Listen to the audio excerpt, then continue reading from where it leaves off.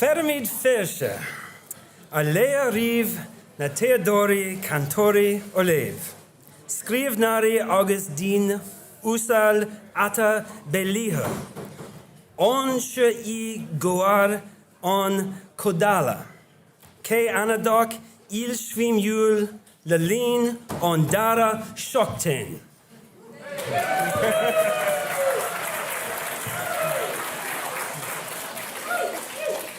We extend a warm welcome to the researchers, musicians, professors, writers, and eminent people that are gathered here for this weekend's Canadian Conference of Diverse Interest.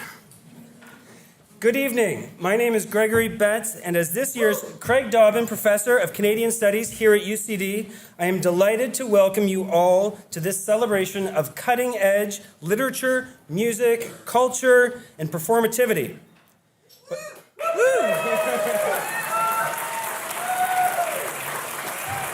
We made it.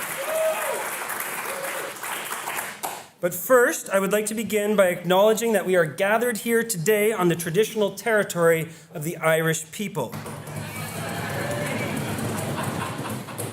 UCD has played a very special role in reviving Irish culture and language after 800 years of British rule. This school has a breathtaking legacy in the fields of cutting-edge literature and theater, with alumni like James Joyce and Gerard Manley Hopkins, to current faculty like Emily Pine, Anne Enright, and Sinead Gleeson. Yes. UCD has also served as a focal point for discussions of decolonizing the island after British colonial rule and building up a post-colonial society that is now thriving. Douglas Hyde, Ireland's first president, was also a professor here at UCD and helped to build the academic discipline of Irish studies, which has facilitated the success of the language that I rather butchered in my opening comments. My job here at UCD was created by Craig Dobbin, a Canadian billionaire philanthropist who had a vision of the commonalities between Ireland and Canada, especially between Ireland and his home in Newfoundland. He wanted to facilitate significant cultural exchange and genuine reflection about the future, and that is what we are here to do today. The title of the conference, however, comes from the past. Text, sound, performance, making in Canadian space takes its cue from Dennis Lee's famous essay in 1972 called Cadence, Country, Silence, Writing in Colonial Space. Lee looked at the damaging influence of British and American cultural domination of Canada, which he understood to silence Canadian authors. Half a century later, Canadians aren't silent anymore. And whether they are making Canadian space or making despite Canadian space, and in spite of Canada's own colonialist tendencies, Lee's model needs an update. And what better place than UCD to host such a gathering? We seek with open minds to learn, to celebrate, to reimagine the limits of culture and seek ever greater liberties for all. The Canadian, Indigenous, and Irish authors we will be highlighting tonight, already have done so today, and for the next 2 days, are not only accomplished practitioners within established genres, but are breaking new ground into new artistic spaces that are especially relevant today. For those of you who are here who are not from the conference, I should have warned you in advance that you are surrounded by Canadian and Indigenous poets and professors. We mean you no harm. We only intend to entertain you a little tonight. But as you can tell by my strange foreign accent, I'm not the one to properly welcome you to Ireland, for which task I am delighted to call upon Professor Mark Rogers, the Deputy President of UCD, the Chief Academic Officer, and the Registrar. Mark Rogers, please.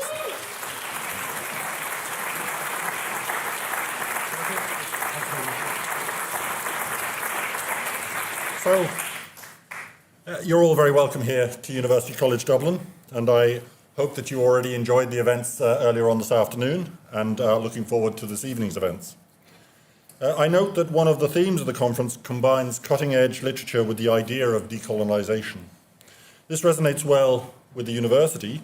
Our faculty and staff and students were key players in the events leading to Ireland's fight for independence from a British rule, and Through our Decade of Centenaries programme, we continue to commemorate their achievements. And our faculty and alumni were involved in formulating many of the cultural policies that have helped establish Ireland's independence and ambition. And since then, literature and politics have been intertwined.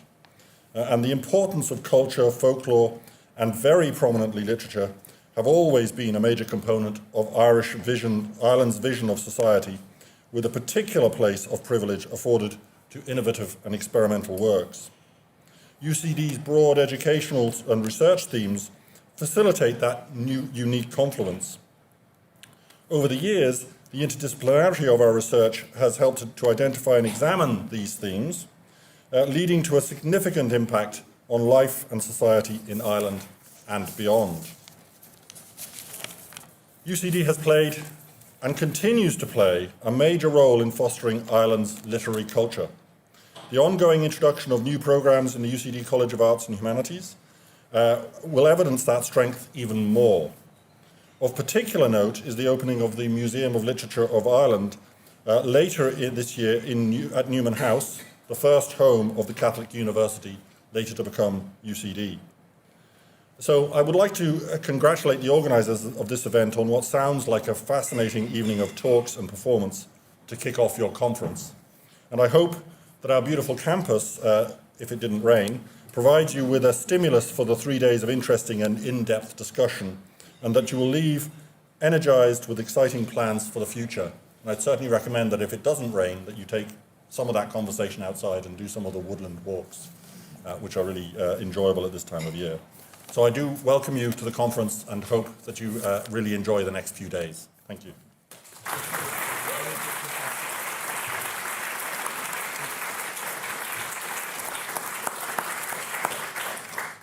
I'm also delighted to invite Dr. Danielle Clark to welcome us to the College of Arts and Humanities. She is the Vice Principal for Equality, Diversity, Inclusion, and the head of the UCD School of English, Drama, and Film. Danielle Clark.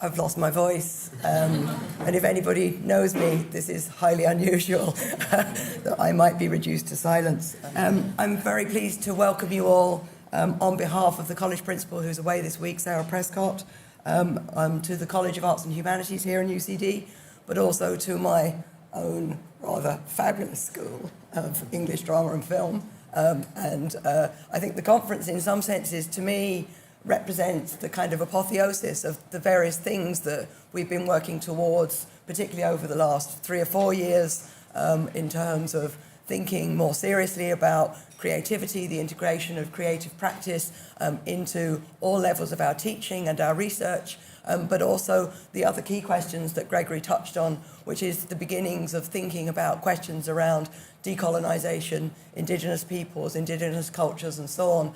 As he suggested and hinted at there, that has a particular complexion or flavour or complexity even beyond its inherent complexities in a context like Ireland. And it's a really interesting place to debate and think about and play with some of those issues and ideas. And so I look forward to hearing these exciting, radical, plural and questioning events and performances in the days to come.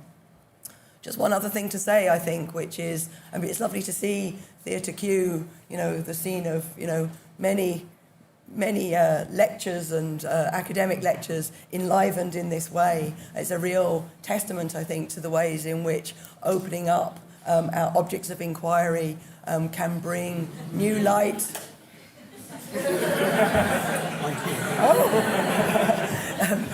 New light and new insights into the kinds of things that we want to interrogate and think about.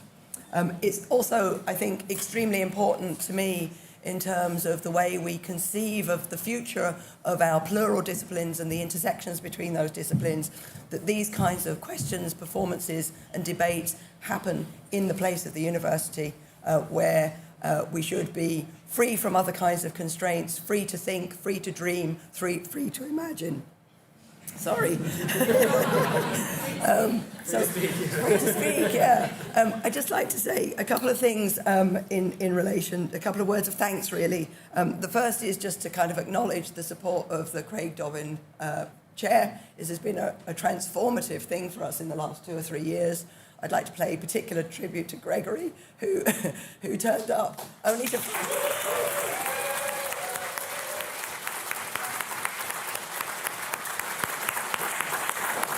who has been the most generous and accommodating of people. He turned up to find that his office had been dismantled. We've moved him about 3 times, and he's still with us, and he's still cheerful, and he's put together this absolutely stunning conference. I hope you enjoy it, and I'm looking forward to hearing all about it later on, and the podcast, and the long-term legacy of this discussion. So thank you, and welcome.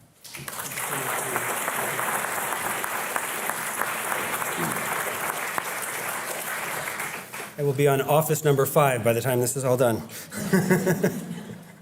We have a fabulous evening planned for you tonight and an incredible jam-packed 2 days to follow. I do want to take a moment right now to thank and acknowledge all the support that has gone into this evening and this conference. A special thanks to the Spoken Web Project, which happens to be the largest contributor to the conference. To the Social Science and Humanities Research Council of Canada, to the Craig Dobbin Foundation, to the University College Dublin College of Arts and Humanities, to the School of English, Drama and Film, to Canadian Studies at UCD, to Brock University's Humanities Research Institute, and to the brand new Association of Writing Programs Ireland.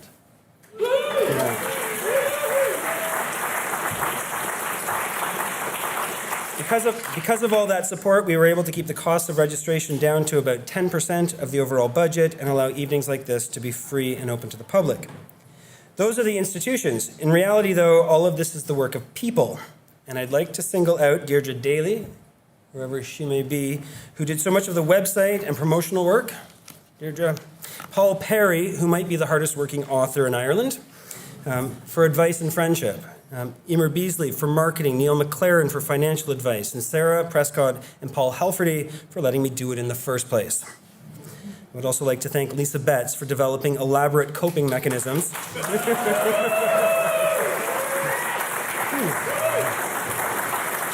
It truly takes a village. Our village includes 142 Canadian and Indigenous poets and professors, 75 Irish authors, 29 volunteer panel chairs, and over a dozen volunteers, alongside partnerships with 14 different organizations. And all of you. Please join me in thanking them one and all. Thank you.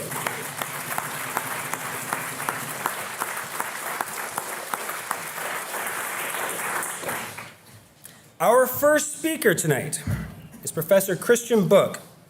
Every project by Dr. Book asks a question, a radical question that points to the very limits of human knowledge and peers out over that horizon. His dissertation at York University, supervised by the revered feminist literary theorist Barbara Goddard, asked about the nature of truth given that our knowledge of reality is encoded in language, and that language by its nature mutates constantly. He developed the project into the book Pataphysics, published by Northwestern University Press. That same year, he published his best-selling book of poems, Eunoia, a spectacular demonstration of the limits of expression using language under duress. He used onerous constraints to demonstrate a strange beauty the world had never seen before. His latest project, the Xenotext, asks about the limits of humanity by thinking about the precarity of life on Earth, especially during the Anthropocene, to imagine the nature of that fragility. By implanting his poem into the DNA of a bug that will outlast humanity, he asks us to imagine life on Earth after humans. Indeed, he makes use of a grim future from which, like Orpheus, even the poets will not be able to save us. He has warned us of this dire possibility, but is here today to show us other coordinates for other possible futures. Christian Book.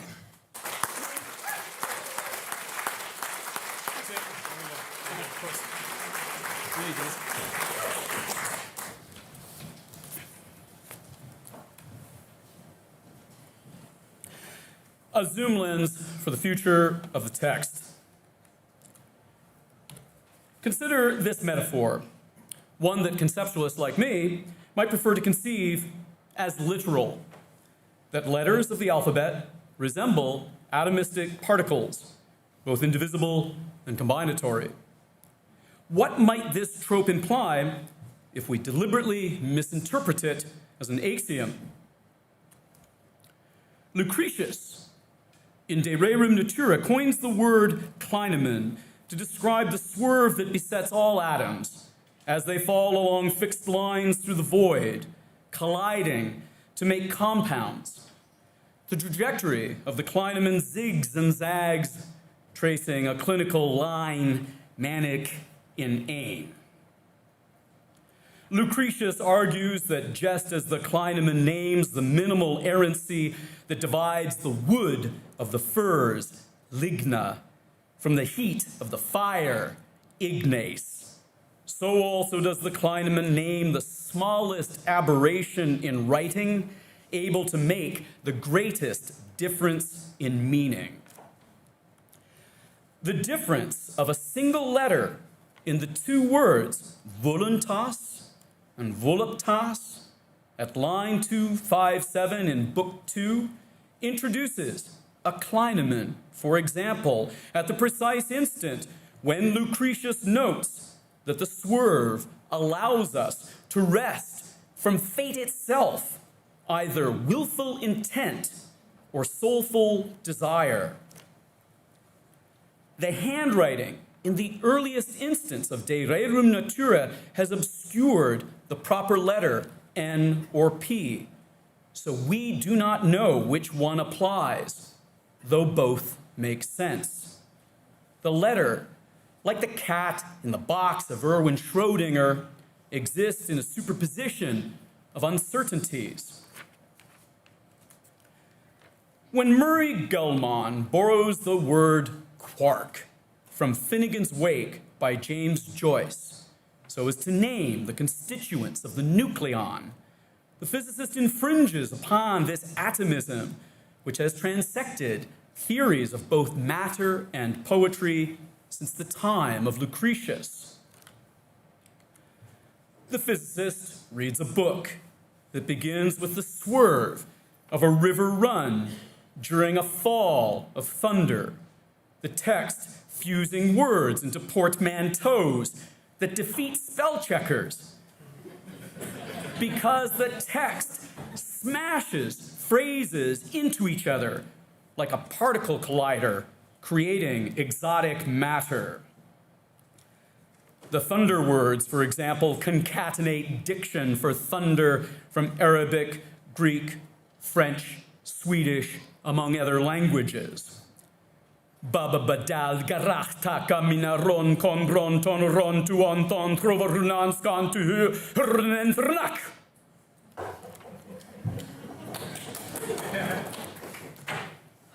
The word quark, for example, is a portmanteau of the words quack and quart. First, the three cheers or quacks from the seagulls, then the three drinks or quarts from the barmaids, all of whom salute the cuckolding of King Mark at sea by Tristan and Isolde. The lovers betray their liege, muster Mark, by drinking a mixture that causes the couple to trade free will, voluntas, for true love, voluptas, entangling the twosome in a fated triad where indeed the mark is king, intermixing the ingredients for each portmanteau.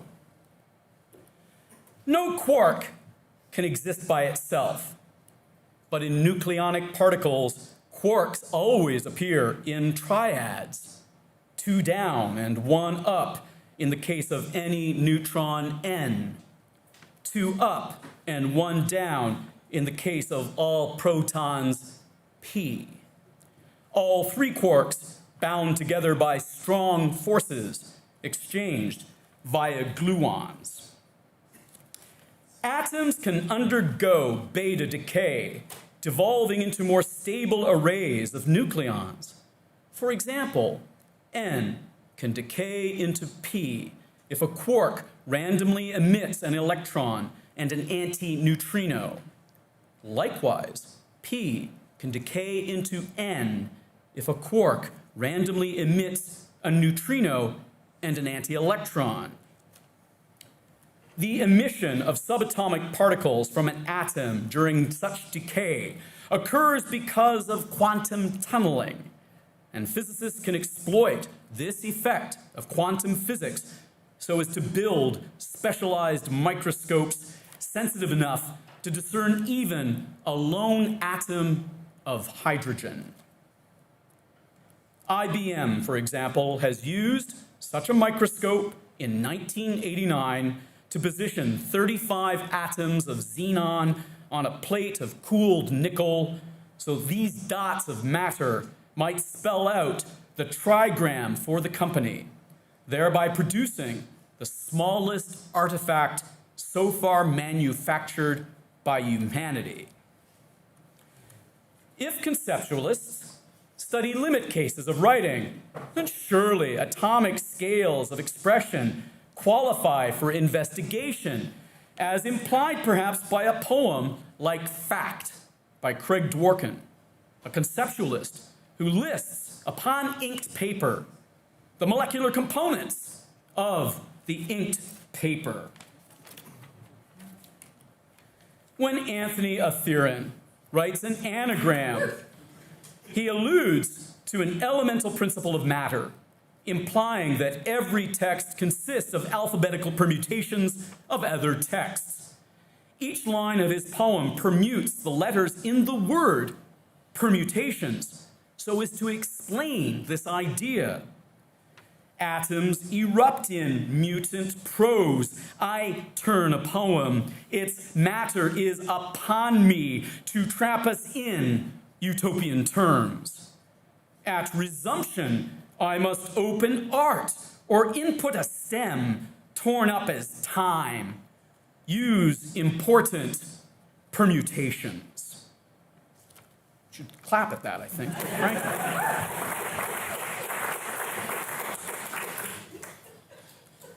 10 Maps of Sardonic Wit is a book by me. Its cover, its spine, its pages, its words, all constructed from thousands of Lego bricks. Each page depicts a single phrase of poetry, each of which permutes the fixed array of letters in the title of the work itself. 10 Maps of Sardonic Wit. Atoms in space now drift on a swift and epic storm. Soft wind can stir a poem. Snow fits an optic dream into a scant prism of dew. Words spin a faint comet. Some words, in fact, paint 2 stars of an epic mind. Manic words spit on fate. The book, like the poem, consists of discrete elements that a reader can dismantle and recombine to form a radically different structure. The book can disintegrate into a pile of studded plastic, whereby the reader can assemble this debris into an unrelated sculpture. The Great Order of the Universe is my response to the 50th anniversary of the Lego patent. Using conceptual procedures reminiscent of Sol LeWitt, this image enumerates every possible way of combining 2 Lego bricks, each one with 8 studs. The Great Order of the Universe comes with a caption that quotes verbatim this transcribed paragraph from the patent by Gottfried Kirk Christensen, who writes, "Toy elements of this kind will be referred to generally as building bricks, and the principal object of the invention is to provide improved coupling means for clamping such building bricks together in any desired relative position, thus providing for a vast variety of combinations of the bricks for making toy structures of many different kinds and shapes." The Great Order of the Universe also comes with another caption that quotes verbatim this transcribed paragraph from a volume by Democritus, who likewise writes, "Atoms bombard the unplumbable void, plunging like silvery raindrops or drifting like twinkly hoarfrost, and by coalescing, if kindred, they cause things to appear, and by separating, if opposed, they cause things to vanish.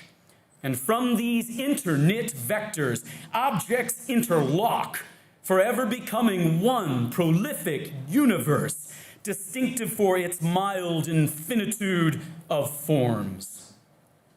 By some miracle of happenstance, the two paragraphs are perfect anagrams of each other." You can clap. Christ.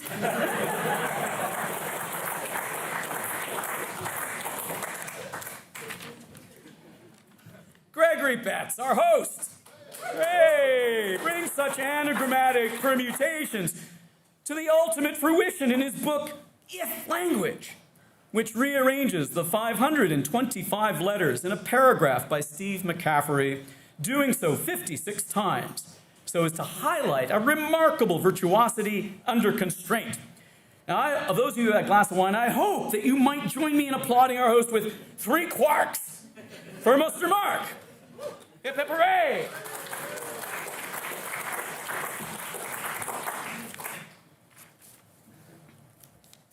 Let me present to you one more anagram by me. Inspired by the renowned aphorism of William S. Burroughs, who declares that the word is now a virus, an atomically diminutive parasite that by some Kleineman has fallen into our minds from outer space. Language is a virus from outer space. Language is a pursuer of covert aims.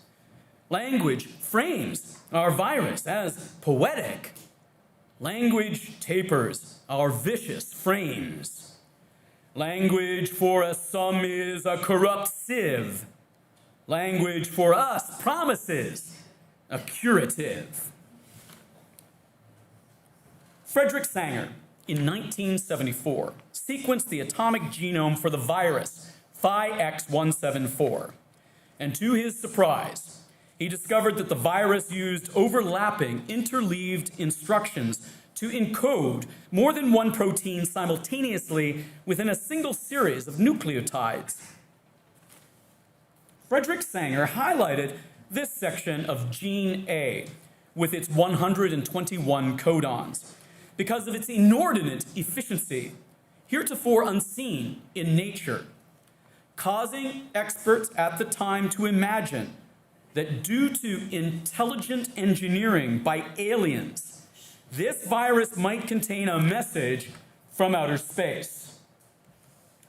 Hiroshi Nakamura in 1982 noted that despite every failed effort to find a cryptogram in this gene, he could link together triplets of identical oligomers like AAA, CCC, GGG, and TTT to graph the stars in the constellation of Boötes, as seen from the planet Earth. Hiroshi Nakamura implied that genes in a viral phage like Phi-X174 could carry star maps, indicating to a clever reader the stellar address of a remote author who could garner credit for the abiotic genesis of such a virus within the ecosystem of an exoplanet.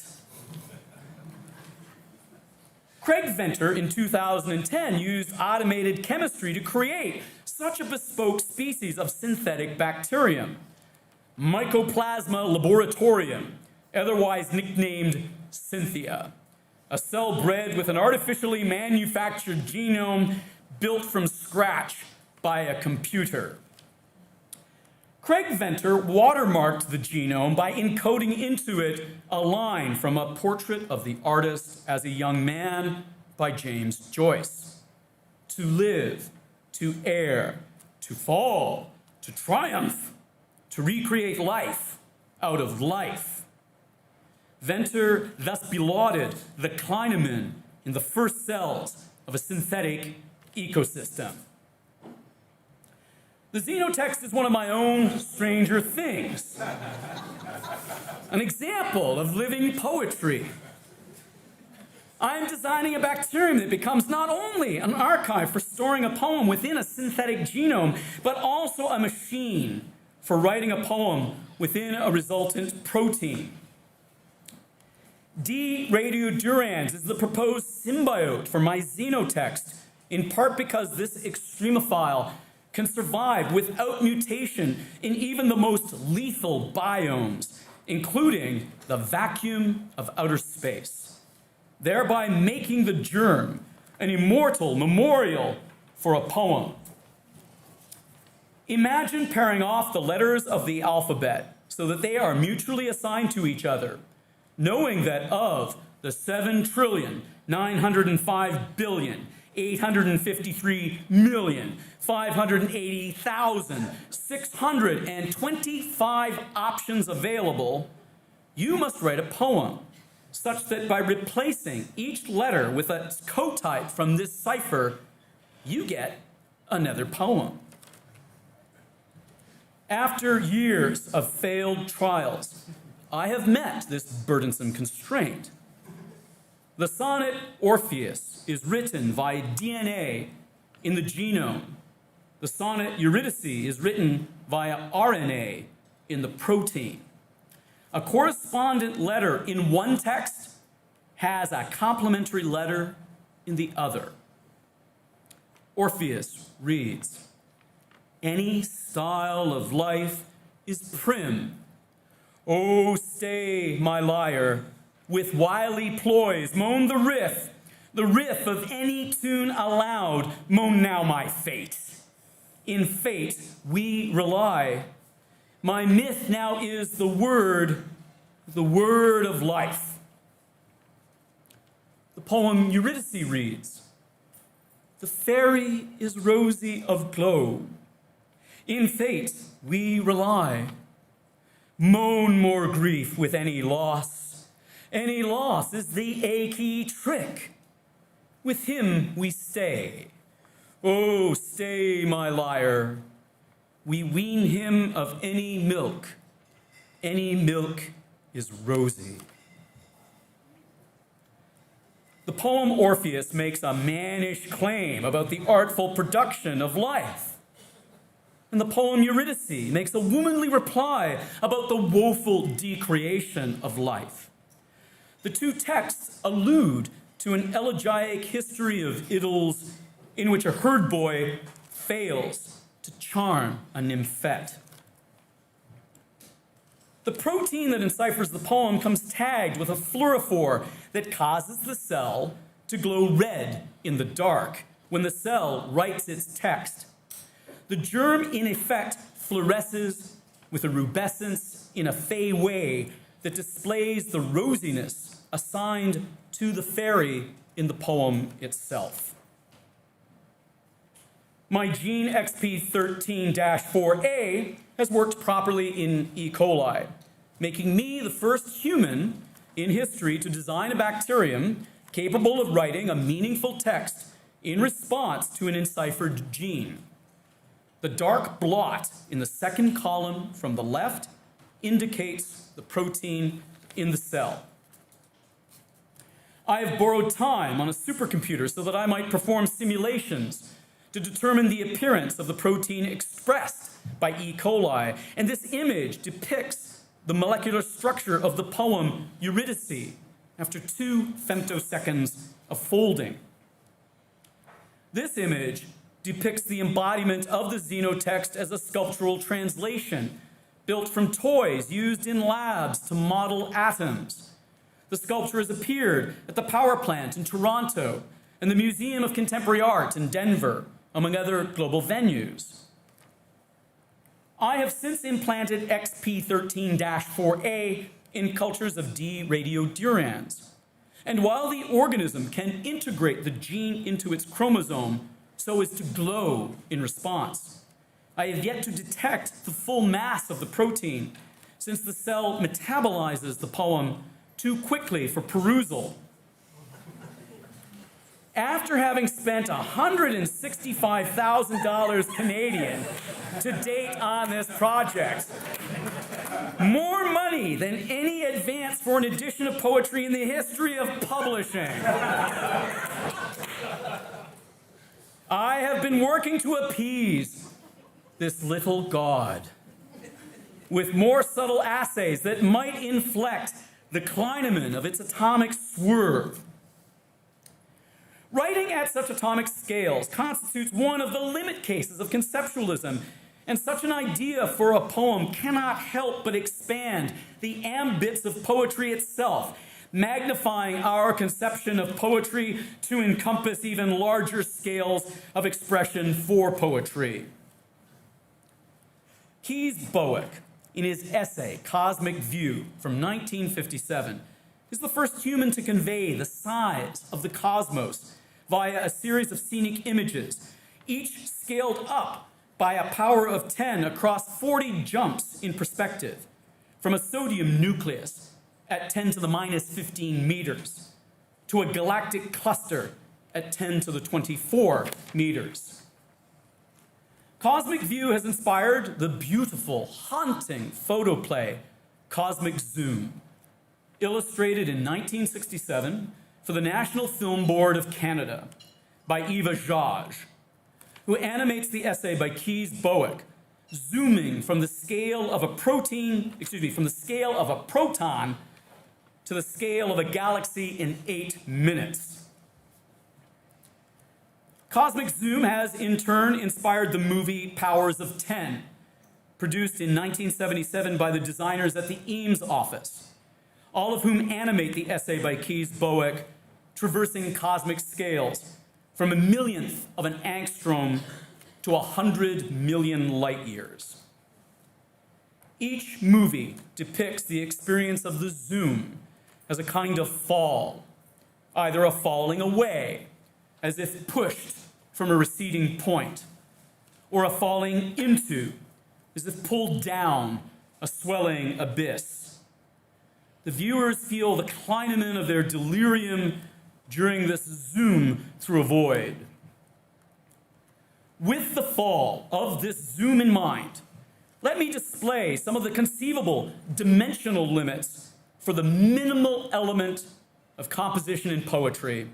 For me, all concepts of poetry depend upon a premise about this unit or atom which writers must recopy and adjoin.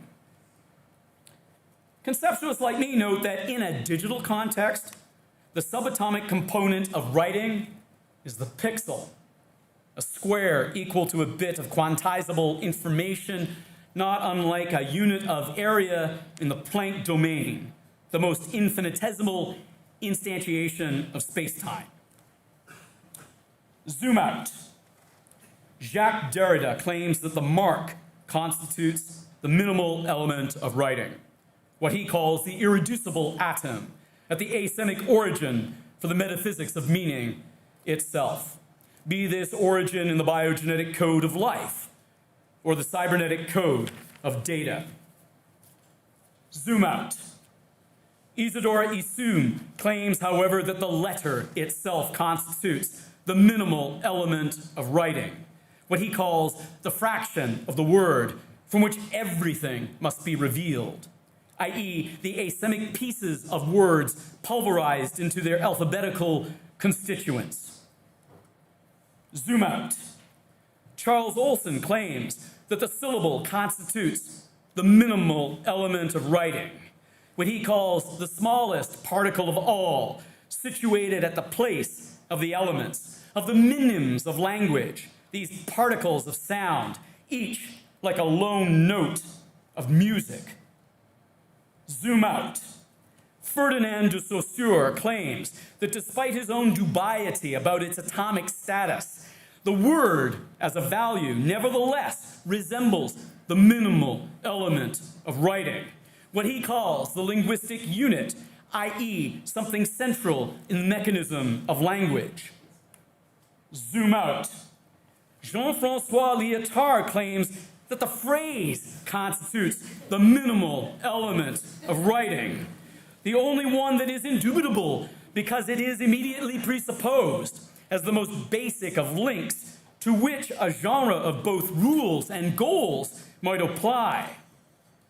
Zoom out. Ron Silliman claims that, au contraire, the sentence must constitute the minimal element of writing, what he calls the unit of any literary product, such that any further subdivision would leave one with an unusable fragment. Zoom out. Alexander Bain is the first of all English scholars to claim that the paragraph constitutes the minimal element of writing, what he calls a division of discourse, i.e. a main unit of thought, defined by its unity of purpose in a manner that recalls the poetic stanza. Zoom out. John Trimber claims that the page constitutes the minimal element of writing, what he calls the unit of discourse, i.e. the fundamental feature of print culture, whose structural uniformity provides a metric for the length, if not the labor, of writing itself. Zoom out. Stéphane Mallarmé claims that the book constitutes the minimal element of writing, that at bottom there is only one, attempted unknowingly by all who have written, its unity encompassing the world, i.e. everything exists to end up in a book. Zoom out.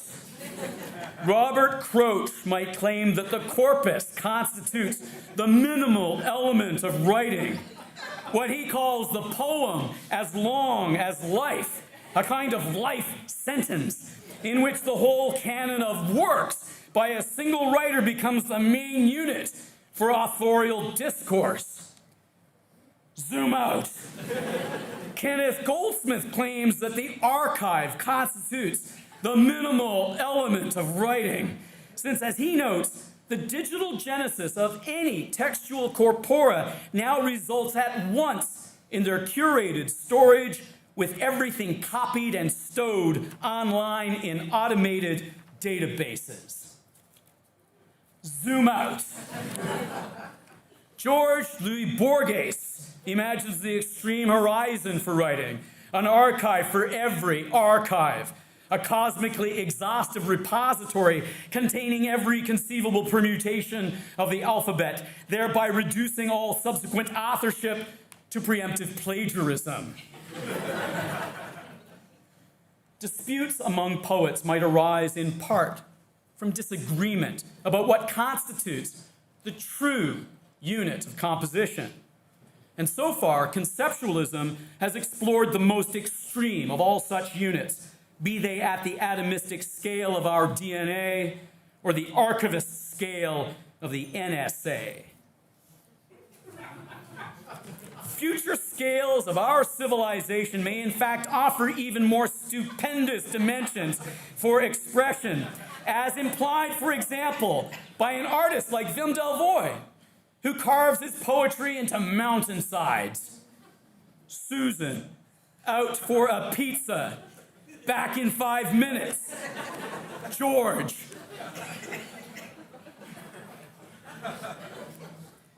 Nikolai Kardashev categorizes civilizations based upon the amount of energy that a civilization can expend, measured in total watts over its lifetime, each type increasing its usage of power by 10 orders of magnitude above its prior stage of development. Type 1 Kardashev civilizations, like ours, might build megastructures large enough to cover a planet, with writing for orbital readers, as proposed in 1820 by Carl Gauss, hoping to plant wheat fields on tundras to convey axioms of geometry to lunar aliens. The Cydonia Planitia on Mars has inspired many pataphysicians to imagine that despite evidence to the contrary, this mesa displays evidence of intelligent inscription, including the ruins of monuments and pyramids, all arranged in significant geometrical patterns. Luke Arnold notes that Type 2 Kardashev civilizations might build megastructures large enough to occlude the light from their star, producing visible shadows like trigons or louvers, detectable as writing in the transitive light curve from a luminary backdrop. The star KIC 8462852 is undergoing a recurrent, expanding occultation so titanic that no phenomenon in nature can readily explain the light curve of the ongoing dimming, causing some astronomers to imagine that a Dyson swarm of robots is engulfing the star. Jaron Lanier notes that Type 3 Kardashev civilizations might build megastructures large enough to require the reorganization of stellar systems into written symbols, what Lanier calls graph stellations, whose inscriptions might span an entire galaxy for aeons. The galaxy PGC 54559 constitutes such an enigma because, again, no phenomenon in nature can readily explain the formation of such a perfect annulus of stars arranged almost exclusively within the radius of habitable distances from the central radiant core. Stephen Hutsu notes that Type 4 Kardashev civilizations might transmit messages at cosmic scales by manipulating the parameters for the microwave background during its formation, thereby leaving behind a signature upon the structure of the macrocosm.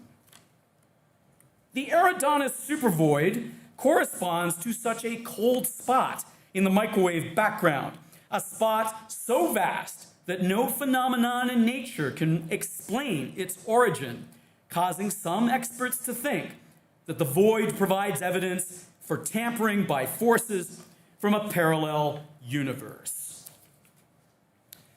While we honor the 50th anniversary of our boot prints and our tread marks upon the moon, let us recall that we have willingly broadcast messages via the Pioneer probes and the Voyager probes so as to address exocivilizations above us in the Kardashev scale. The xenotext participates in this legacy of exoplanetary transmission insofar as the poem constitutes a digital payload aboard a fleet of spacecraft launched by NASA into the void. The xenotext resides, for example, aboard the MAVEN probe in orbit around Mars. The xenotext also resides in a microchip aboard the InSight probe now conducting surveys at the Elysium Planitia on Mars, thereby making me the first of all poets to have delivered a poem to the surface of a world beyond the cislunar precinct of the Earth.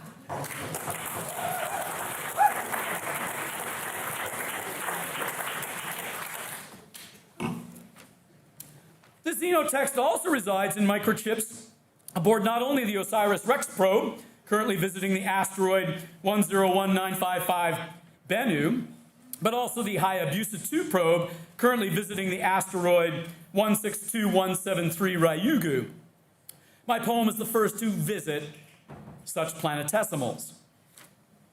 The Jamesburg Earth Station in Carmel, California, has beamed the xenotext to the star Gliese 526 in the constellation of Boötes, 5.5 parsecs from Earth, doing so as part of a plan to communicate with any exocivilization in orbit around such a red dwarf star. Conceptualists like me prepare poetry for the nomadic swerves of such cosmic envoys. But alas, our critics might dismiss us as nothing more than traveling salesmen on a path that is, dare we say, NP hard. Not permissible, not publishable, i.e., not poetry. Conceptualists, however, wrest from the fateful decline of poetry our free will, voluntas, with an N, if not our true love, voluptas, with a P. NP, Nobilis Poetica. Poetry is freedom. Stop telling poetry what to do. It is an atom following the path of a Kleineman on a whim. Ultimately, conceptualism zooms into the future of poetry, beyond the demise of poetry, a demise upstaged in advance by other cultural concerns more epic than any poem, even one immortalized at the puny scale of an atom or at the vast scale of the void. Thank you, Gregory Betts, for all your hard work on our behalf. Slancha, my friend. Cheers.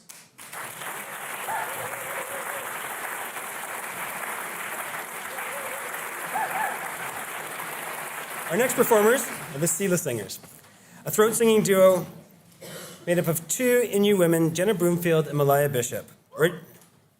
Yeah, sure. Step there, yeah.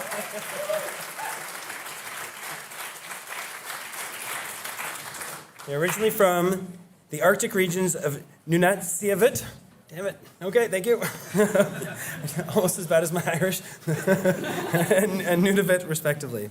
They are part of what Alicia Elliott has called a grand renaissance of Indigenous cultural forms and practices that have dramatically transformed the cultural landscape in recent years in Canada.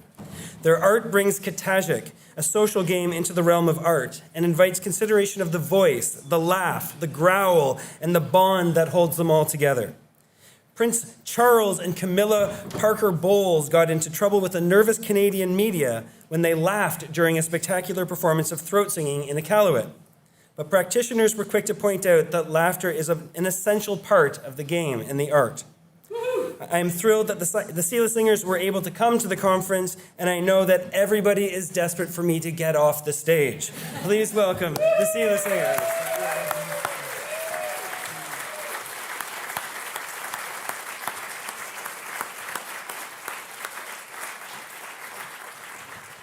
Okay, so good evening. My name is Malaya. I'm Jenna. And we are the Sila Singers. So Sila actually has a lot of different meanings in our language, in Inuktitut. And we chose the name Sila to represent the wind and the elements. We also want to say thank you so much for the performance and the sharing right before. I don't know how in the heck we're supposed to follow that. That was absolutely amazing. It was blowing my mind the whole way through. What I thought was really interesting is actually how connected these two pieces will be in regards to transmission and communication, as well through sound and through language. So it's really beautiful actually that you guys will have a chance to see both of those things one right after another. Our throat singing is really important to us. It's something that we're really proud to share with you all, and we'd like to share a little bit more about it to explain to you what it is you're going to be listening to. So who here has heard throat singing live? Oh, wow. Wonderful. Awesome. So a lot of you probably already know what it's about. For those that don't, it's a friendly competition in our culture, and it was traditionally between two women who would face one another and hold arms. It's a really beautiful way of us sharing stories within our community. It's something that we worked really hard to continue in our communities. Different types of transmission could be forms in some Indigenous communities, such as blood memory. It's also something where we share our oral histories and our traditions through sound and through stories and through music. It's something that came before anything was written down on paper and continues on today just as strong, and is something that we rely on very heavily to transmit between generations.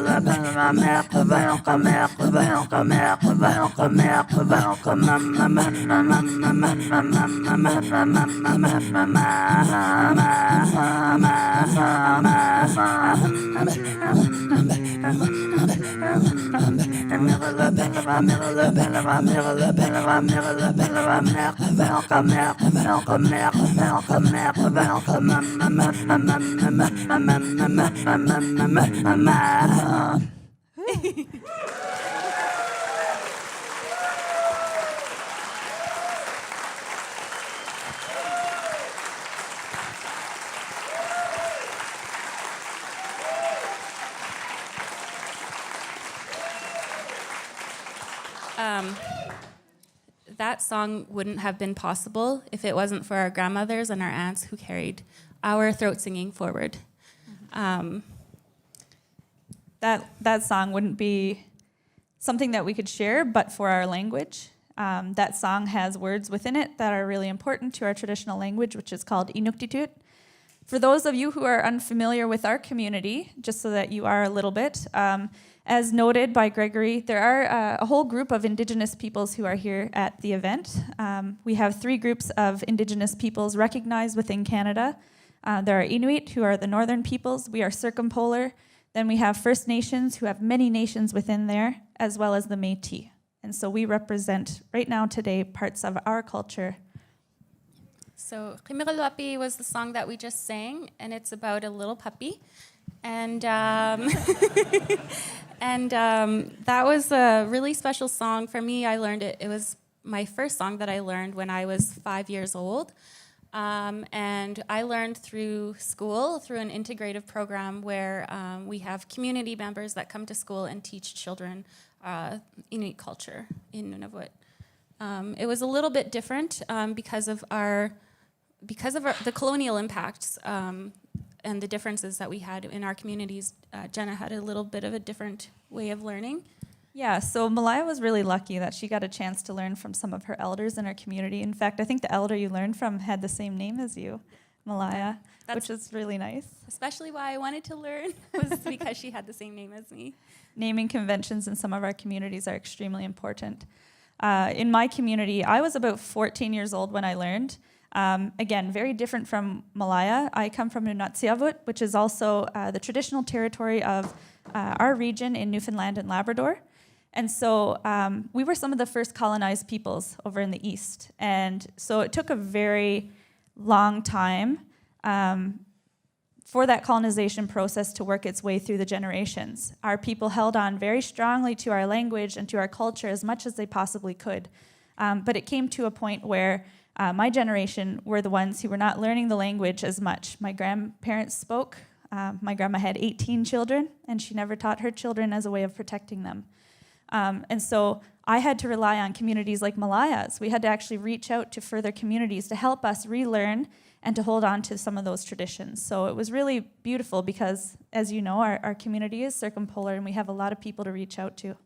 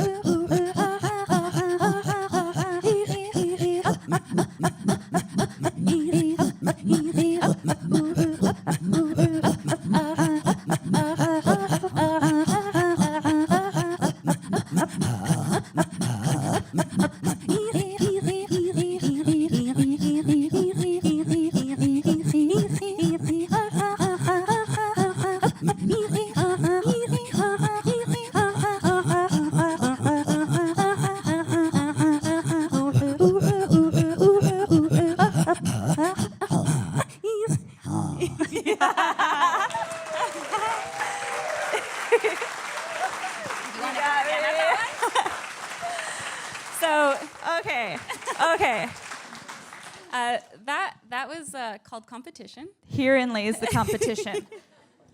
So that one is really fun because with throat singing, there's a leader and a follower.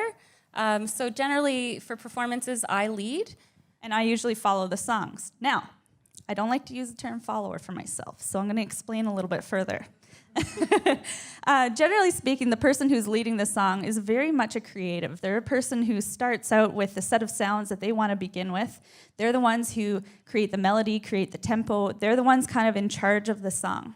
So Malaya, being an artist, and Malaya being so creative, she's also a vocalist, is so wonderful when she leads. The follower, generally speaking, is the person who has to react to those sounds about a half a second later. And as I've been told, I'm a very reactive person. So it works out really well in our partnership. So in that competition, I messed up because Malaya tripped me up with a sound that she threw in, and I couldn't see it. She earlier when we were practicing, she said, "Throw whatever you want. You can I can do it. I can do it." And clearly, The microphone was in the way. The microphone was in the way. do you want to try again? Yeah, I do. Okay.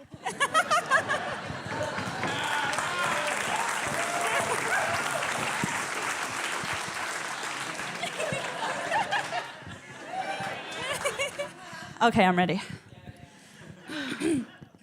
Oh, my mouth is a little dry now. Oh, okay. Yeah, her mouth is dry, guys. Okay.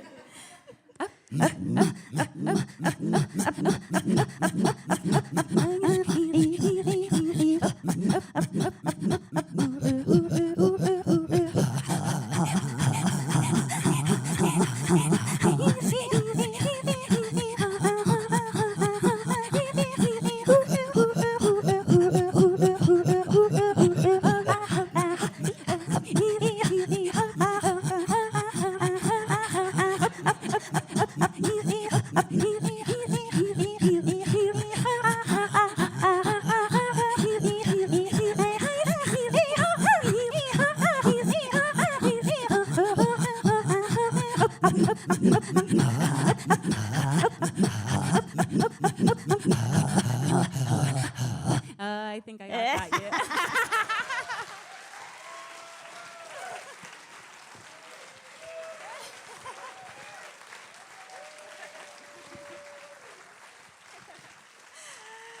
It's all in fun. It's all in fun.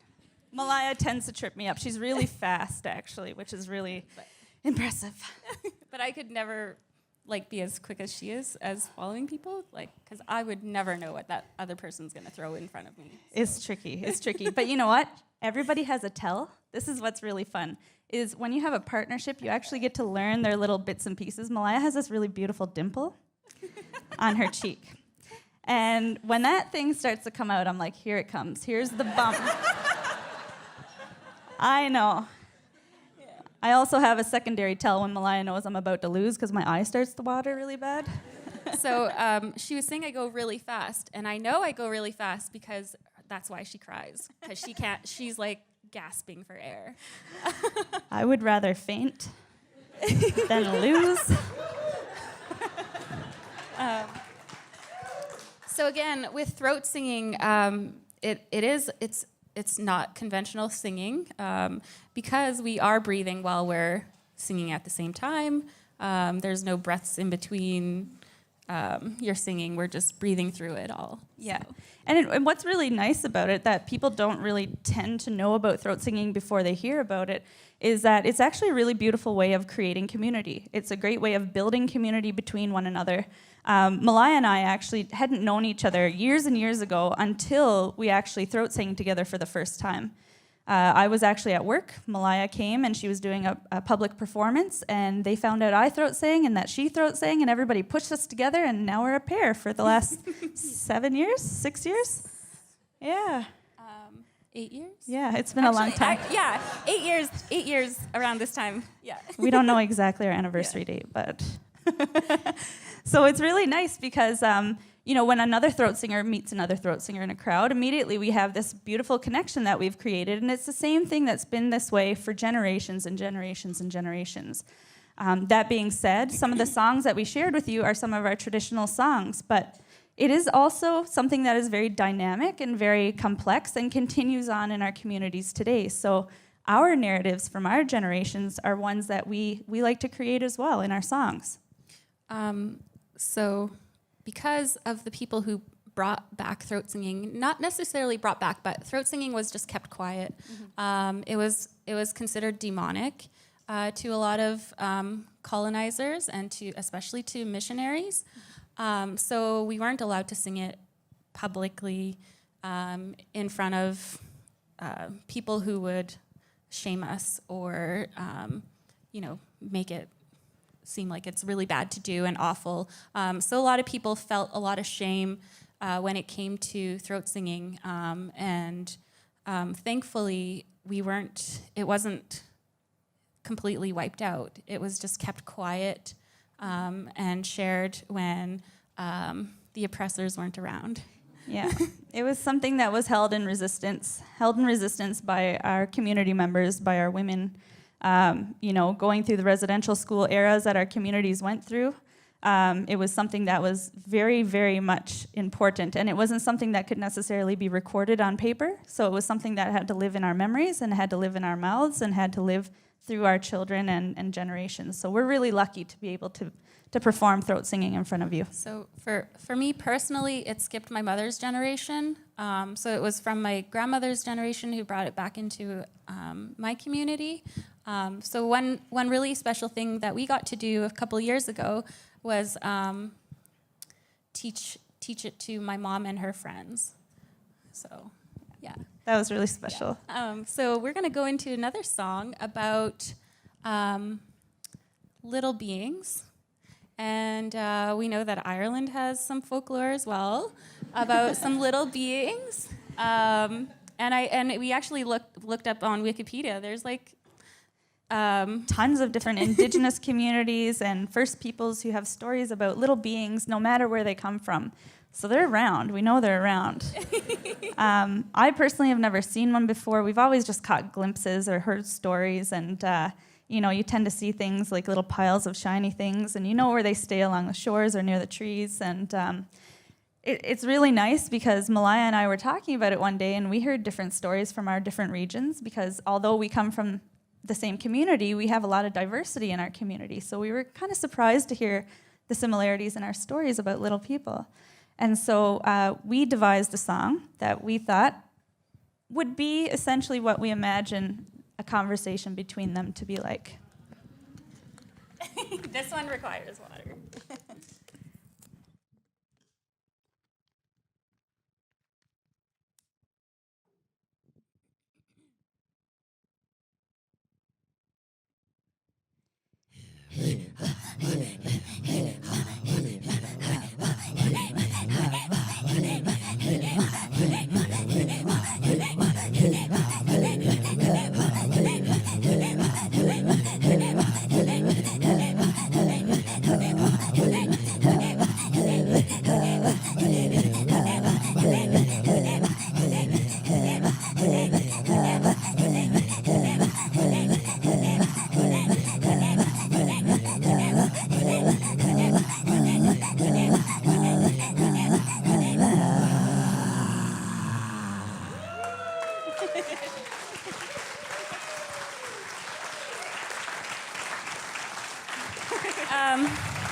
So that's a song that we created called Little People, and we've been creating quite a few new songs. And another song that we recently created was inspired by an author named Minnie Freeman, Outlaw Freeman, I should say. And do you want to talk a little bit more about Minnie? She's an elder in our community. In fact, in particular, she's an elder in our southern community. We have a group called Inuit Edmonton Mute in Edmonton, and she's been a really wonderful connect to us. And obviously, we have a lot of people who are involved in literature and are authors, and so this is a really great way of us celebrating an elder in our community as well as an author in our community. Malaya actually was the one who was the creative brain behind this one. It's around dog commands. And when did you read that story? So a couple years ago, I just actually finished my undergraduate degree as of yesterday. So last year I was in an Aboriginal writing class where we read books from different authors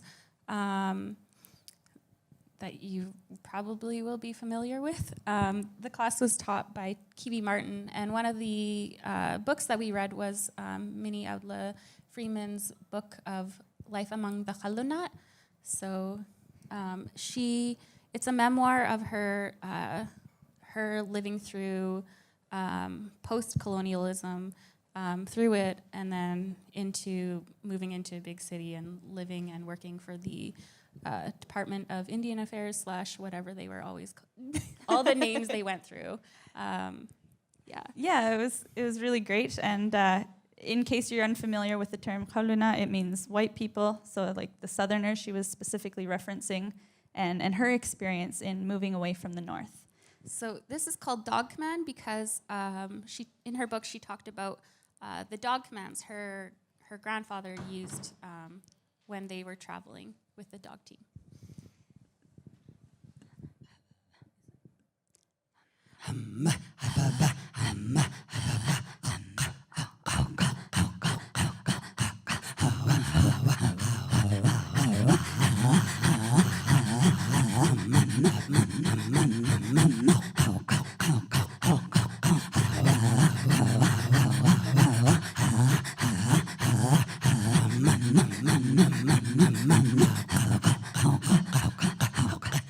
Ooh, that one's tricky.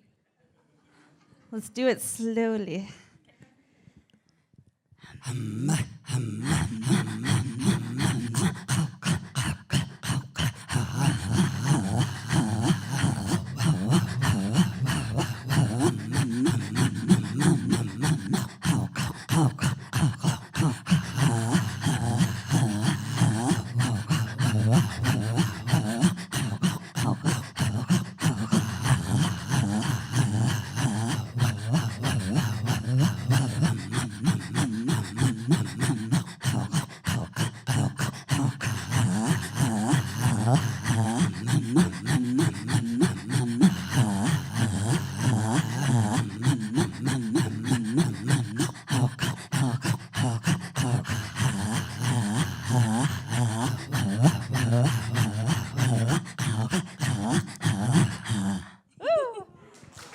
We got through that one. What do you want to end with? Mosquito? Okay.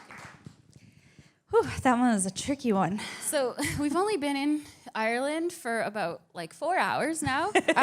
So we're really not sure. We heard it rains a lot, that you have a lot of greenery because of all the rain. But we weren't sure what kind of little critters you have around here. Are there a lot of critters? Yes? No? Not too many? Okay. Okay. And how many here have been to Canada before? Anybody? Well, all the Canadians. All right, okay. all right. So it's And so it's springtime now, and these critters are gonna come out soon. yeah, July, August, you don't want to go fishing around them? Yeah. See if you guys can identify the critter.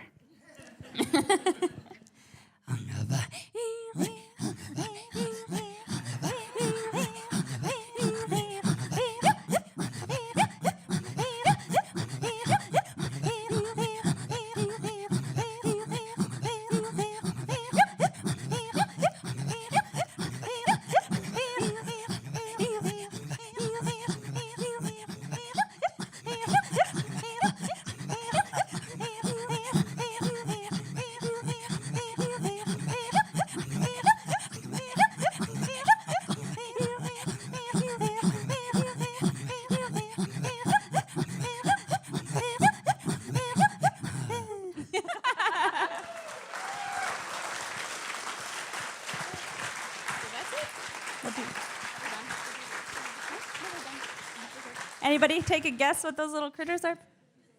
Yeah. All right, so that's the end of our portion for the night. So thank you very much.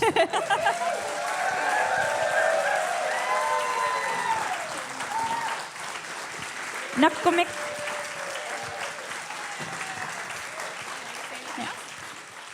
Nakkumingai to all of the Irish who have allowed us to be here on your lands. We really appreciate it. We thank you for the welcome and for such a warm, open hearts to listen to our presentation. We hope that the rest of the week or the weekend goes really beautifully. We're really looking forward to hearing from all the others. Nakkumik.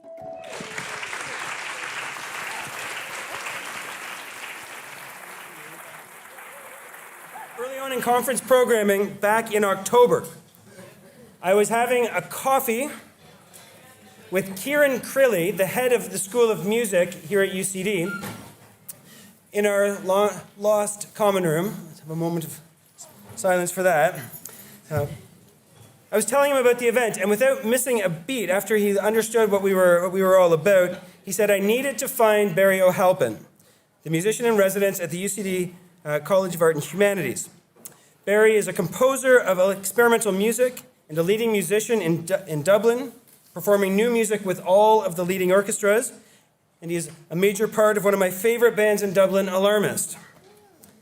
By using the trope of hawks in this original composition that we're about to hear tonight, O'Halpin invites us to consider the shape of music, the segmentality, and how certain genetic structures in sound can be extrapolated into new parts.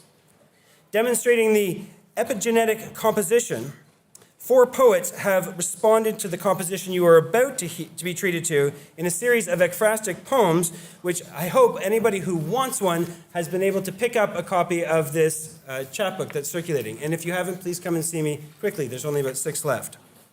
He is joined tonight by Lena Andonovsky on flutes. Flutes, is there more than one? There's one, okay. And Matthew Jacobson on percussion. I'm told that the 3 of them now stand as a group called Slap Bang. Please join me in welcoming Slap Bang.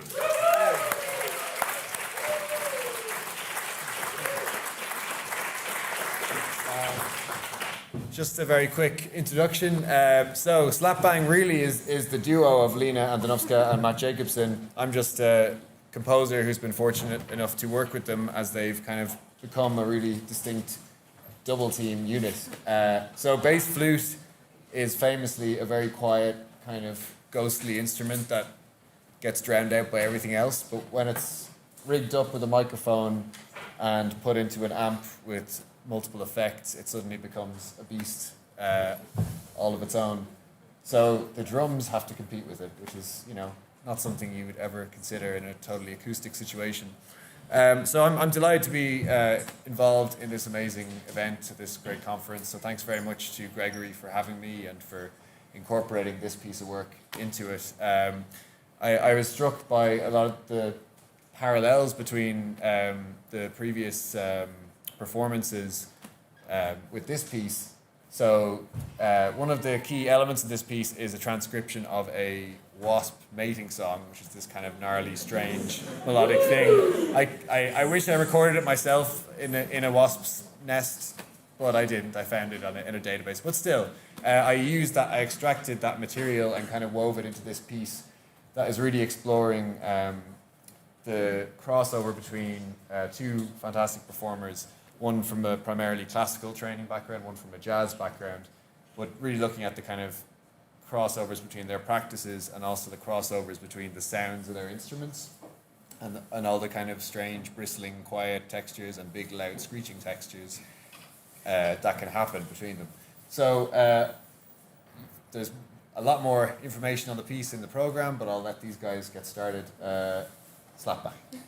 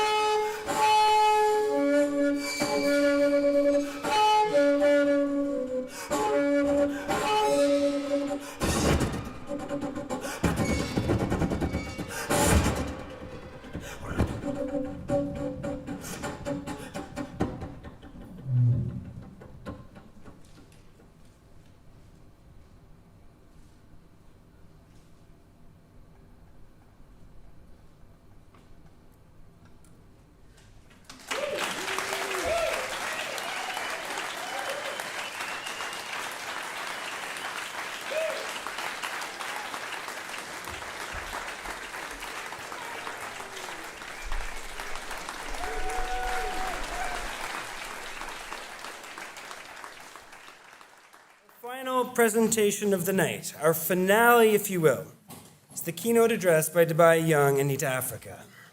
The multi-award winning playwright and actor, one of Canada's most dynamic and electric performers on the theatrical and poetry stage, who brings her acting talents to the world of dub poetry in a crackling fusion of performativity. With a piercing wit and eruptive stage presence, Anitafrika transforms the stage into a place where the violence of the world is acknowledged, dissected, and totally rejected. New futures seem to emerge from her clarion call. I have to confess that I performed with Dubai at Ellington's Cafe in Toronto many years ago, and I am probably the only person who remembers that I was also there.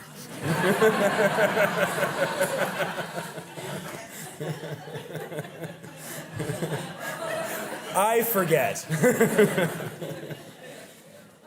Tonight, she will highlight what she calls the Anitafrika method, an intersectional black feminist praxis of which she is the creator, addressing issues of gender, sexuality, race, class, and the human experience. Anitafrika leads a theater of ritual and self-recovery. She is a truly global citizen and creates opportunities to move beyond their confining borders. She curates international residencies for artists in the Caribbean, North and South America, Africa, and Europe, and has developed the Anitafrika Retreat Center, where she teaches artists globally. I'm very delighted to welcome her to teach us tonight. Dubai Young, Anitafrika.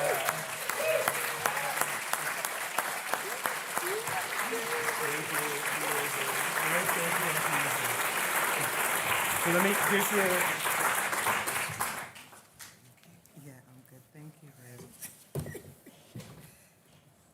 I also remember that you were there, just for the record.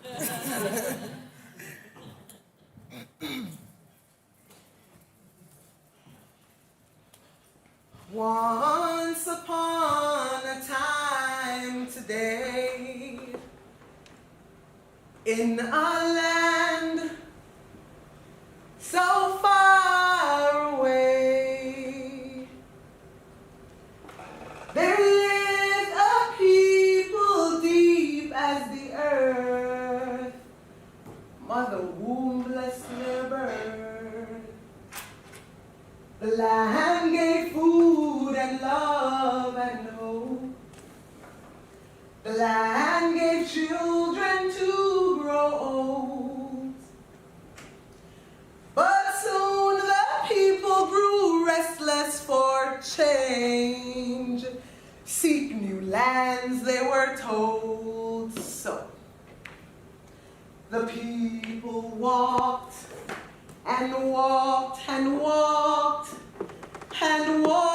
and walked and walked and walked to every corner in the round, settling in new ground. Many moons waxed and waned, many tides grew and died, many suns rose and set, yet the people did not forget. Ashe, Ashe, oh ya mother of nine. Ashe, Ashe, oh ya mother of wind.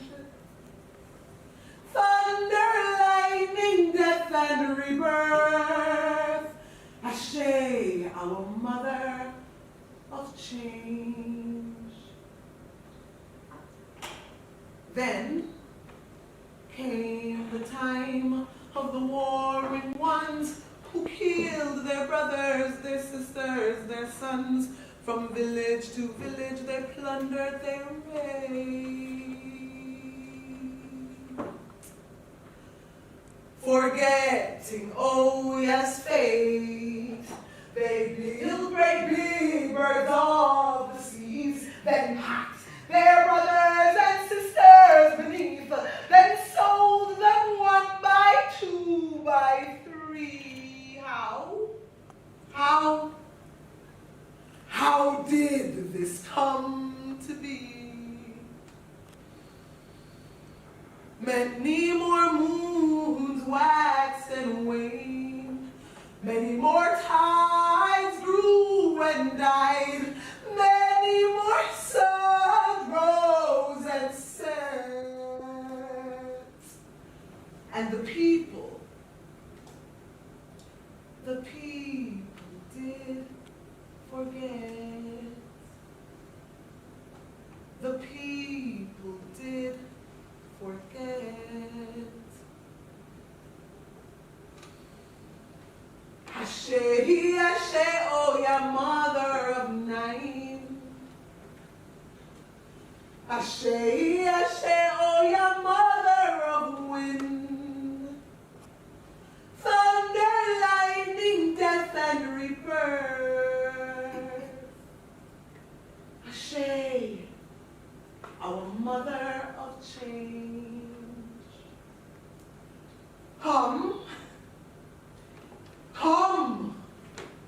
Come now, my children of this night, wake you up from your slumbering sleep.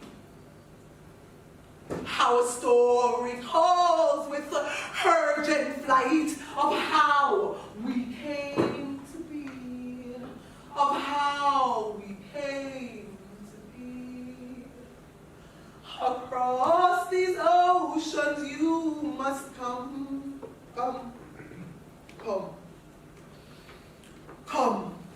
Your sons and daughters have survived 5 centuries. 5 centuries. 5 centuries.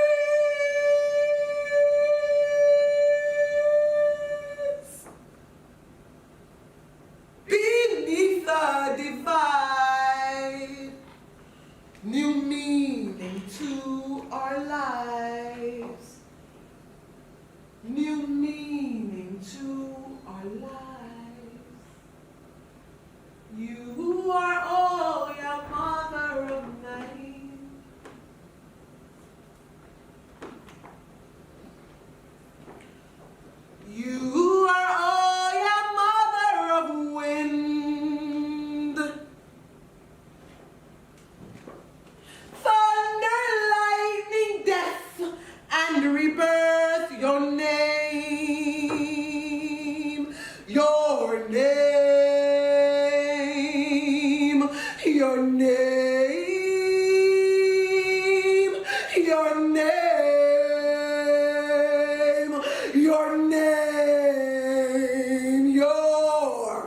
name is change. Your name is change. Your name is change. And we must change. Yes, we must change. Oh, we must change. Yes, we must change. We must change. You and I and we must change.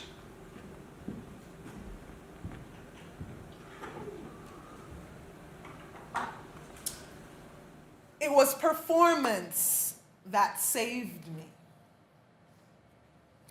Watching Jamaican pantomimes at the Ward Theatre near Coronation Market. Black bodies on stage that looked and moved and sounded like mine, incanting future possibilities through performance, storytelling, igniting every cell in my childhood frame. In that space, I didn't have to code switch, lie about where I came from, or ask permission to enter. Ashe to the Honorable Miss Lou, Ranny Williams, the Little Theatre Movement, and all the players involved. It was the storytellers who saved me, the actors, the dancers, the poets, the singers, the musicians, who defied neo-colonial limitations, even while creating hybrid theatrical forms from colonial imports, such as the British pantomime. I did not understand these limitations enough to articulate their impact on me at that time. Roadblocks erected by a dangerous legacy, imperialism. Its strategically constructed continuation in a post-colonial country where majority are the children of Africa stolen. Patriarchy, capitalism, misogyny, homophobia. I'm from a working class neighborhood called Shortwood Lane, and I went to school at New Day All Age, and I understood that my school was for those considered to be undesirable, less than somehow by the respectable, read, middle class, upper class people, classism. Somehow having economic advantage did exactly that, put you at an advantage in relation to those with less financial capital. Classism mixed with colorism, self-loathing, the way it stands in for a hatred of poverty and therefore a hatred of poor people. A hatred of poor people globally. Like globally we hate poor people. Self-loathing. A hatred of self. I remember experiencing classism from people who were as poor as I was. Internalized racism. And I remember experiencing it from my wealthy classmates when I went to Campion College, a different kind of school. As if being black and poor was the worst thing in the world, because that means you came from slaves. And I mean, what could be worse than that? Globally, what could be worse than that? My ancestors were not slaves, they were enslaved. People love to talk about the slaves on the plantation, the black slaves. Take away the slaves and just leave the black people who were our slaves. And if you call them slaves, then Nobody's responsible, because if you recognize that they're enslaved, then somebody's responsible because somebody enslaved them. The collective trauma is deep. We don't like to talk about colorism and shadism and classism that creeps into our blood, making us scrub ourselves economically, scrubbing ourselves economically, climbing the economic ladder, because that's what you do when you're talented or you're smart. You scrub yourself clean and you leave poverty behind. And I'm wondering what poverties we are attempting to leave behind. What poverties are you attempting to leave behind? Scrubbing ourselves clean till we bleed. I was taught to wash the center of me like I was scouring a pot. Scrub it clean because the center of me was somehow inherently dirty and ugly, the way that dark-skinned West African knows thick-lipped blackness, immediately ugly, evil. And people say, oh my goodness, I'm just saying black as a word. I don't mean black people when I say the dark and evil black thing. It's just a word, performance. Scrubbing ourselves clean. Far away from a peculiar construction of whiteness. Therefore, far away from beauty. Far away from middle classness. Therefore, far away from value and the way that these values become our everyday. Even when we are the most political of the political, these stories serve capitalism, white supremacy, the almighty dollar, total control, like enslavement, like a contemporary version without the overt chains. They keep telling us we have 12 more years, otherwise it's irrevocable damage that is done. And what am I doing? What is urgent? Performance.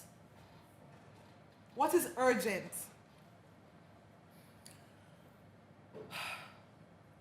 The psycho-spiritual shame is coming home to roost.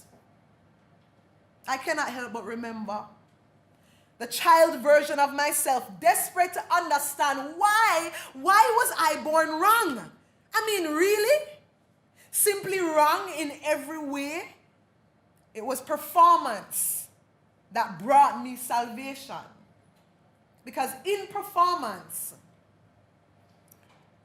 I can cut through these constructed walls and actually just be a human being. Just be a human being. Not rich, not poor, not black, not white. In that tiny space, that moment where we're looking at each other and we can just be human beings together.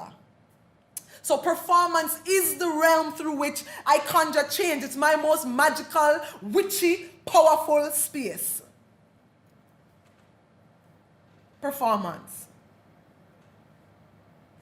My name is the young Anitafrika, and I am an African, Jamaican, Canadian performer. I am a performer. And I learned this art form early through dub. John 9 tell them, said this is a warning, and me know here where I come from, it's a new dawning. Tell the people of Dublin, revolution's rising. Look to the east and the west, in them on the horizon. Tell your friend, tell your mother, tell your cousin, we're a new generation. We're not afraid of nothing, we want with liberation. Emancipation, we want with liberation. Emancipation, we go to school 5 days of the week, relearning the fiction of their stories, written from the position of a them victory, but a pure lie, them a tell. So won't you step in my class, and we will tell you about the past. A new lesson for today, to save our people of tomorrow.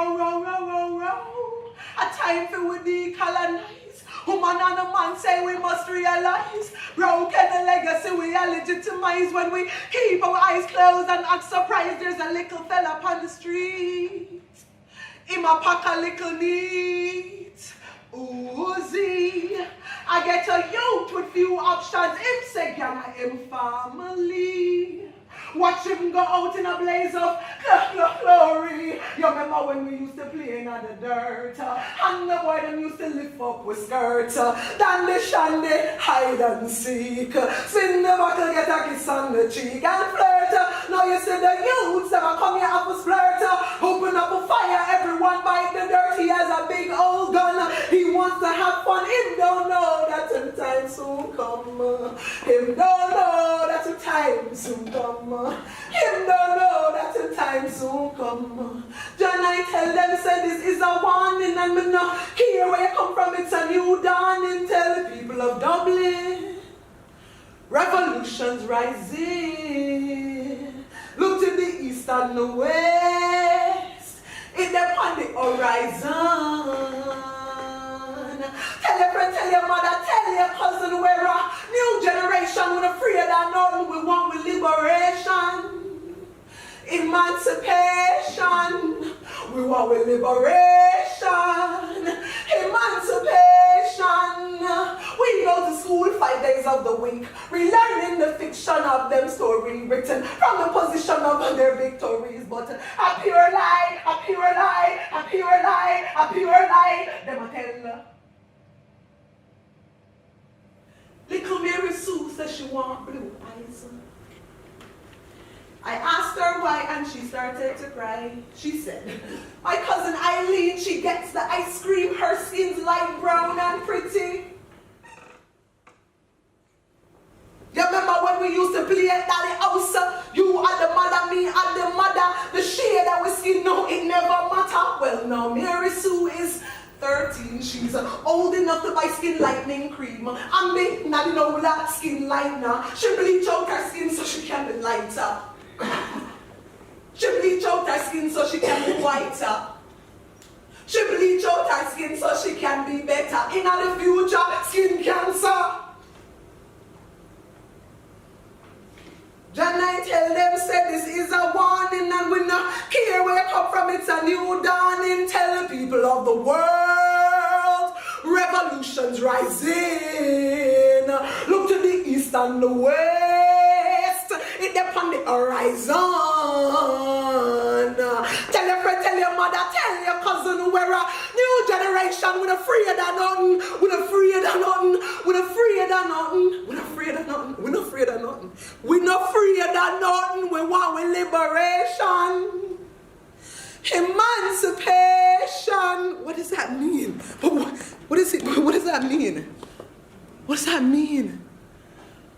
What does it mean to be liberated? What does that mean? What does it mean to be emancipated? These early dub poets, people like my auntie Lillian Allen sitting in the audience.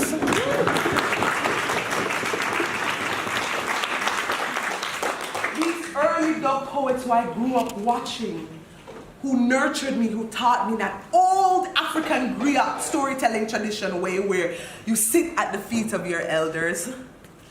They're fighting for liberation, emancipation. You know, that's a very complicated thing to fight for. Especially when you know as a human being that ultimately you want to be taken care of. So we get caught in our own desires for self-aggrandizement.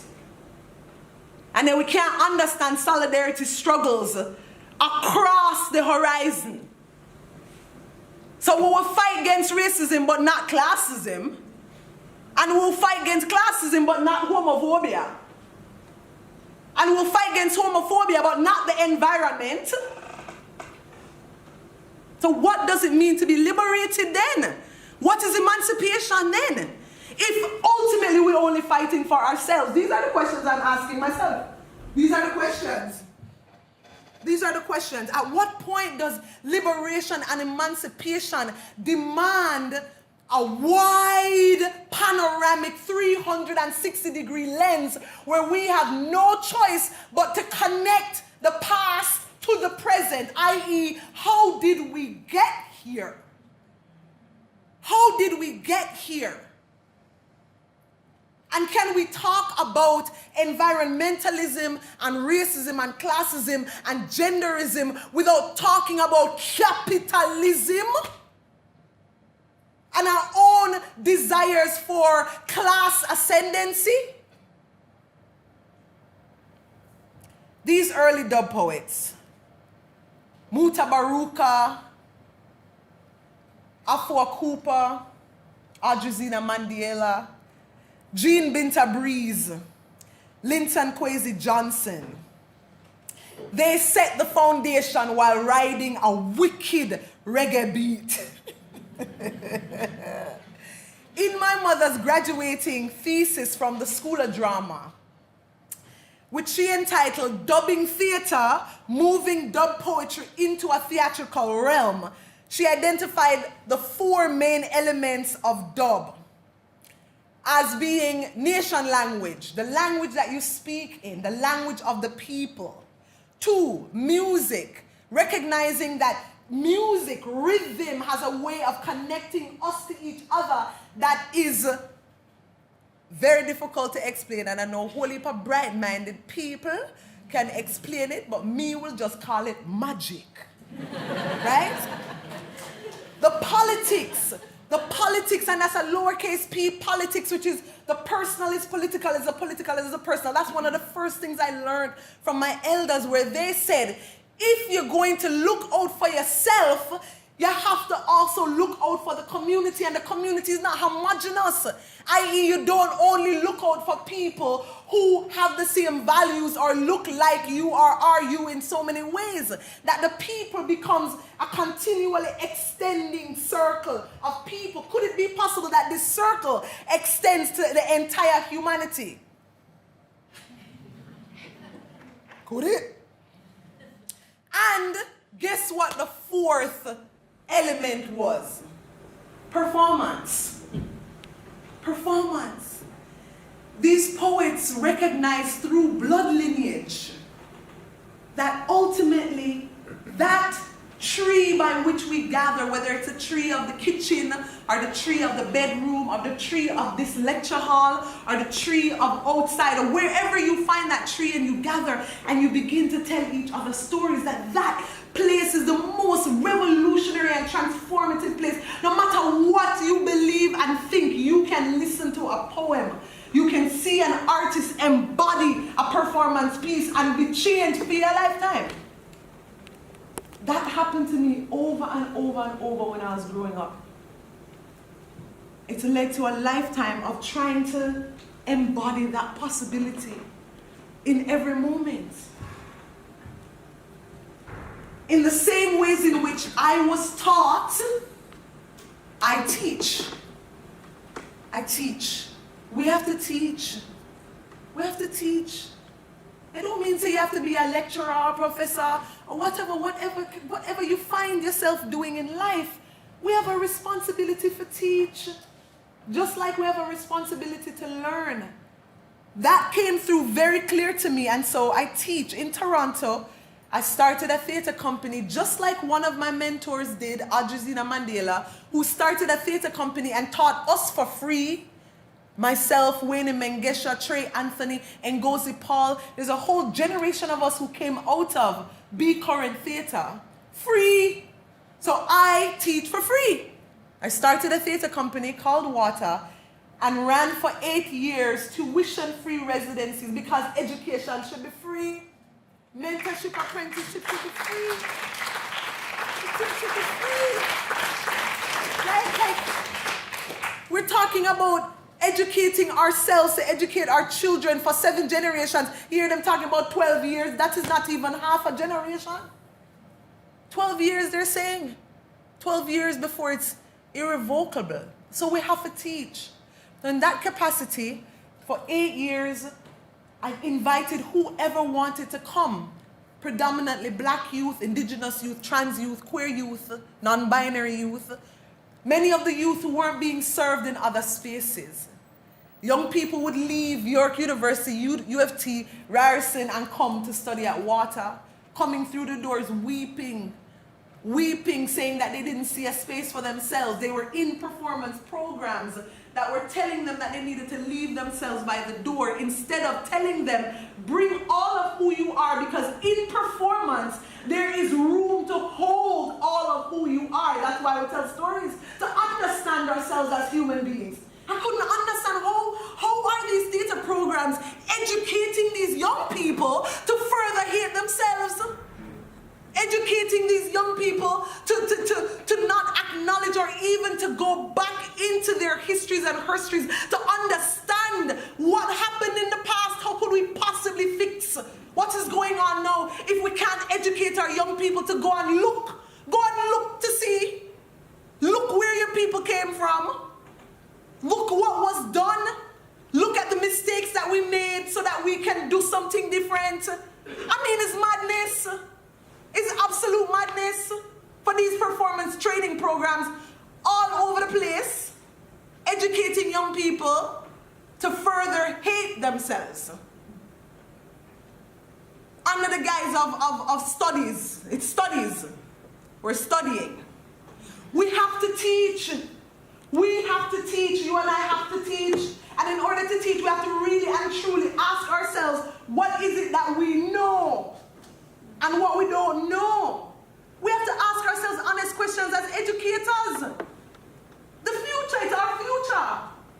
Anyways, this program essentially just gave them room to look back. All I did with this method that Gregory just wonderfully described, I don't even need to tell you no more. All I did was give them room and ask them questions and questions. The method is comprised of like 1,000,000 questions. What does integrity mean to you? What does community mean to you? What does art making mean to you? Does your integrity have anything to do with your art making? These are old questions, simple questions. Not saying simple to answer, but simple to ask. And I just gave them room, and in giving them room, they used performance to investigate themselves as human beings on the planet. And out of that investigation came their solo shows. It's not no rocket science. There's no rocket science going on. We just have to give people the space. We have to reconsider what education is. What does it mean to be educated? You know, I've heard a wonderful introduction by the head of the department here. And when we think about colonization and decolonization, I mean, what a perfect opportunity. What a perfect moment in time and space. I love that, by the way, Christian. I love this quantum physics team. Love it. I love it. The presentations were so amazing tonight. Like, just incredible performance, storytellers. Right? We have to ask ourselves these questions as educators so that we can create the space to ask them of our students. And just wrapping up, I'm almost done. So what I did was I took the main principles of dub poetry and added 4 more principles. So I added self-knowledge, I added urgency, sacredness, integrity, and experience to the prior 4 of performance, orality, music, politics, language, and created a system whereby artists can be supported in looking back and can generate new creative material from that process of looking back, which they can then mythologize. So they're not chained to the biographical. They then use mythology to further recover themselves. My approach is that performance is an act of recovery. Recovery for me and recovery for you. And what are we recovering from? What are we recovering from? Anybody? What are you recovering from? Just be honest. Anybody?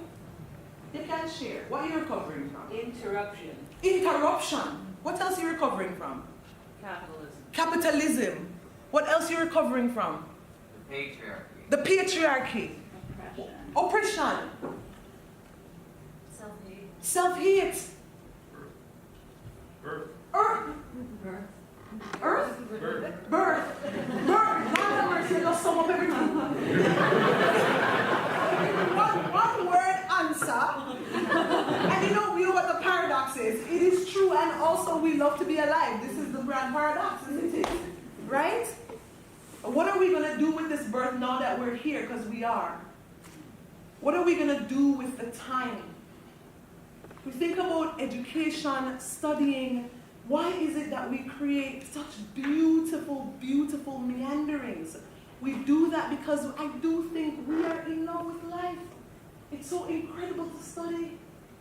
It's such a gift to be able to study, to go into something so deeply and meticulously. Like, what a gift. So then let us ask ourselves, what is the point of that? Why are we doing that?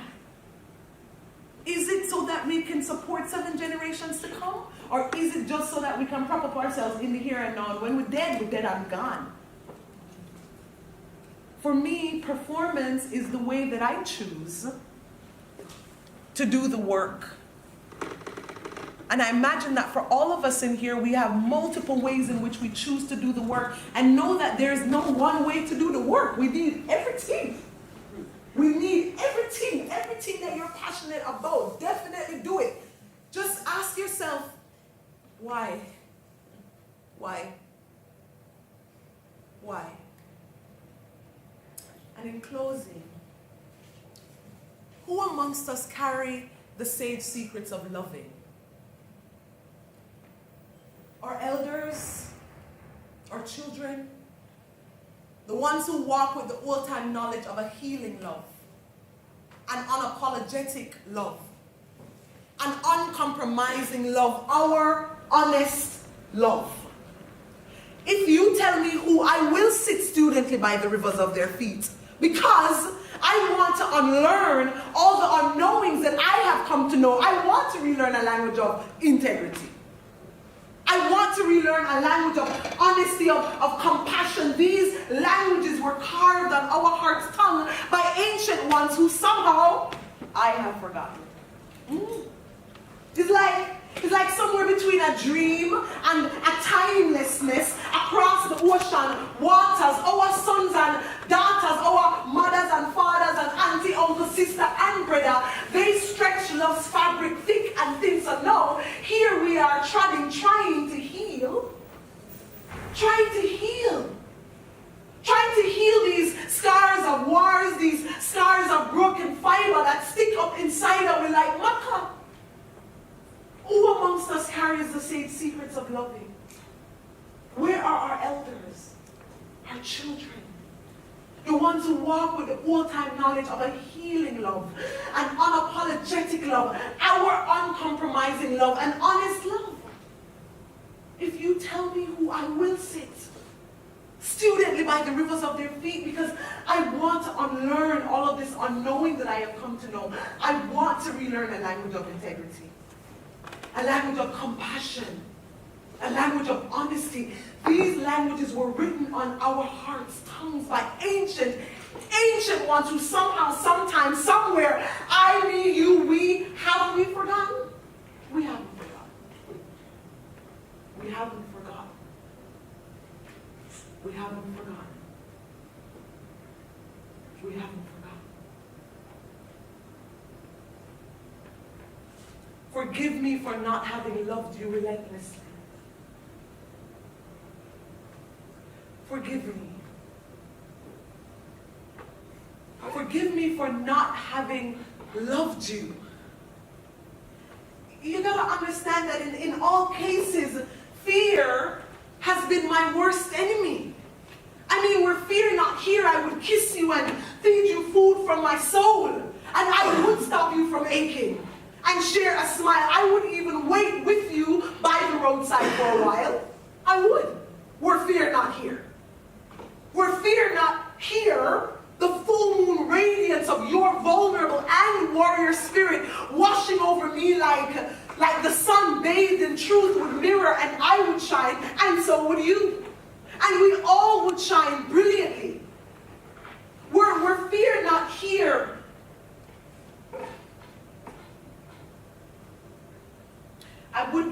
into all the unnamed spaces. But fear is all around me. And how can I do that when there's fear within me? So forgive me. Forgive me for not having loved you relentlessly. I can't love you fearlessly, okay? I can't love you fearlessly. But I can love you courageously. In spite of all these fears, I can love you with honesty and with integrity, because love, isn't love a healing? Is it? Is it? Love a healing? A healing rebranching itself like the roots of an ancient enchanted tree in a magical forest whose roots reach beyond those wounds. No, these wounds. Okay, our collective wounds of today. But is love not a healing whose branches are like arms outstretched to the promise of tomorrow? Is it? Here, now, today, in this room, you and I and we, are we the community? Are we? Are we the community? Not homogenous, but a community. Not the same, but a community. Are we the people? Are we the planet?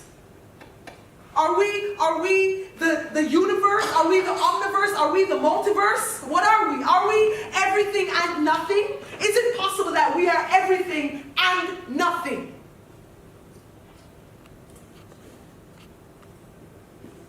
Are we everything and nothing?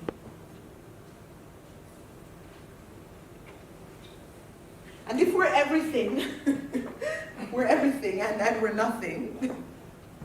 If we're everything and we're nothing, what are we going to do with today? Can you imagine? We're everything and nothing. 12 more years, apparently. It's really weighing on me. It's actually really weighing on me.